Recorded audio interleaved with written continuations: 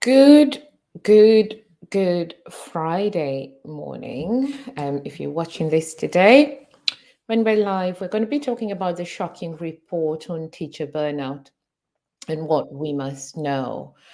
We've been delving into these issues for the past week, and I'd just really like to start by saying, I want to greet you all, you fellow seekers of knowledge, you who are tuning into our channel as we delve into the intricacies of education and its myriads of challenges. And today we embark on a journey into a realm that's often shrouded in shadows, the realm of teacher burnout. We see it talked about, yet very quickly swept under the carpet. I'd like you to prepare to have your perspective shifted, for the numbers that we are about to unveil are nothing short of jaw dropping. Let's peel back the layers of this shocking report on teacher burnout, exposing the stark reality that teachers around the world are grappling with. And let's join them as they look to improve on the conditions that are in our noble teaching profession. Because as these figures will etch themselves into our consciousness, we are confronted with the undeniable truth that teacher burnout isn't just a buzzword, it's actually a crisis. It's a crisis that's chipping away at the foundation of education, and it's eroding the very passion that brings educators to the classroom. I was an educator myself, and this is why this issue is very close to my heart. So let's jump right into the factors that are leading to teacher burnout. And the one factor that's usually talked about is heavy workload. The demand on teachers' time is staggering. On average, teachers will work around 52 hours per week, and this includes classroom instruction, lesson planning, grading, and administrative tasks. I remember when I was a teacher, I'd wake up in the morning at 5 o'clock in the night and I wouldn't get to bed until about 1 o'clock because the sheer volume of responsibilities often leaves teachers feeling overwhelmed and exhausted.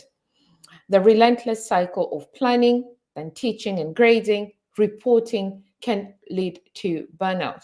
And the statistics highlighting the exodus of a third of teachers leaving the profession within the next 5 years speaks volumes about the toll this workload takes on their overall well being. I know for a fact that a lot of teachers that we've been talking to have been expressing that this is the one reason that has led to them leaving the profession. The second factor is lack of autonomy. A significant percentage of teachers report feeling micromanaged with limited control over their curriculum, the teaching methods that they need to use, as well as the classroom decisions that they need to make. Now, when teachers are deprived of the autonomy to tailor their teaching methods to their students' needs, it not only hampers on their creativity, but also generates feelings of frustration and disempowerment. The statistic that suggests that a large mass exodus of teachers is leaving the profession is indicative of the potential fallout of a system that hinders their professional growth and autonomy. The third factor that we really need to consider is administrative pressures on teachers. When we're looking at administrative pressures, we're looking at the tasks that they need to do on a day to day basis. And these tasks usually consume around 20% of teachers' work hours. We're talking about paperwork, meetings, and compliance requirements.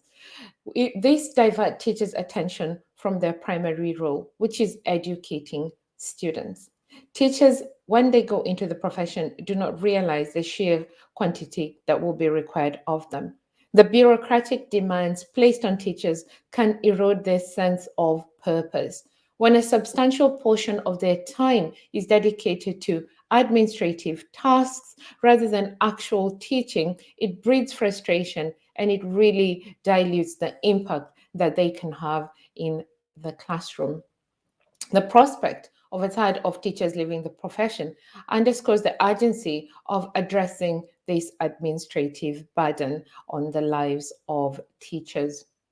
The fourth factor that we need to look at quite closely is the emotional exhaustion that comes with teaching.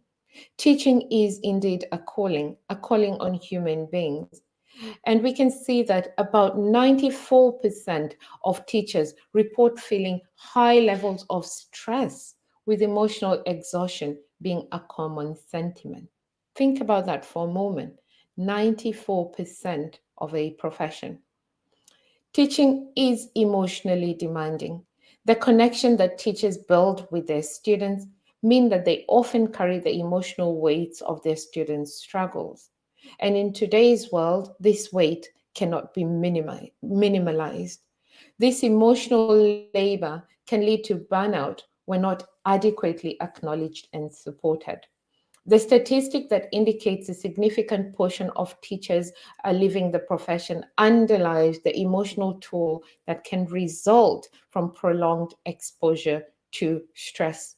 When I was in St. John's Ambulance and we had a bomb go off, we were supposed to debrief after being exposed to these conditions.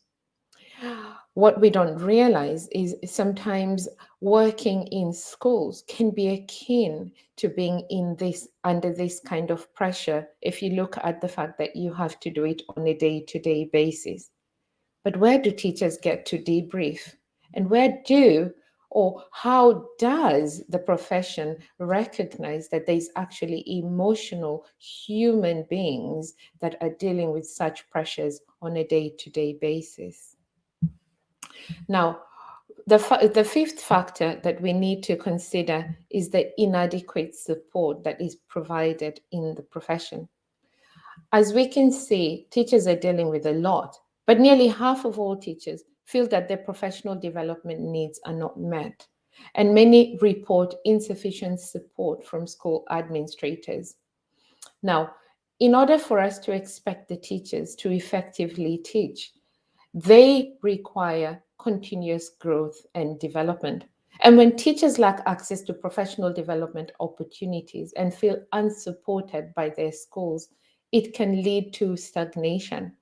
One of the most powerful indicators of life is growth, because life continuously grows if you look around you. But if you don't grow as a teacher, then teachers will report feeling isolated.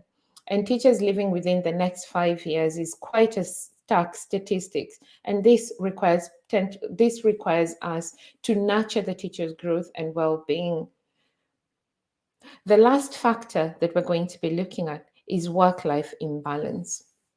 A significant number of teachers struggle with maintaining a healthy work life balance.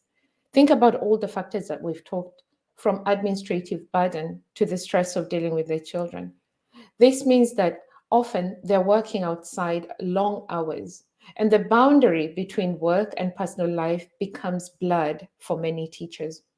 And this will result in burnout. Because without inadequate time to recharge, the cumulative effect of the stress and fatigue can take a toll of the teacher's mental and physical health. And the statistic that is projecting that a third of teachers are leaving the profession is indicative of the unsustainable nature of this imbalance. Now, these figures and these factors paint a sober picture of the challenges that teachers are facing daily. And now, the statistics that we can see that more than a third of all teachers are projected to leave the profession within the next 5 years mean that we need to address these concerns as a matter of urgency. Imagine this: aside of these dedicated educators who inspire and shape the future, feeling compelled to step away. And I've spoken to many teachers, and all the teachers that I have spoken to, none of them expressed joy and bliss at facing the prospect of returning to school at the end of the holidays. If these revelations have ignited a spark within you, if they've resonated with your own experience as an educator or observations of educators, then I implore you to join us on this exploration. Hit the like and subscribe button. Become part of our ever growing community because by subscribing and talking about these issues, we can make it known that something needs to be done within this profession to change the way we approach teachers and education in and of itself. So, as we wrap up this eye opening chapter, I'd like to remember that we need to first acknowledge as the first step towards change. In our next video, we'll transition from the disheartening statistic to look at one thing that we can do about the solution. We'll uncover some strategies that educators can employ to shield themselves from burnout and its relentless grasp and reignite their passion for the art of teaching. What I'd like to ask you, though, is to stay curious, stay engaged, and until next time, I would like to implore you to show you some TLC today. Thank you.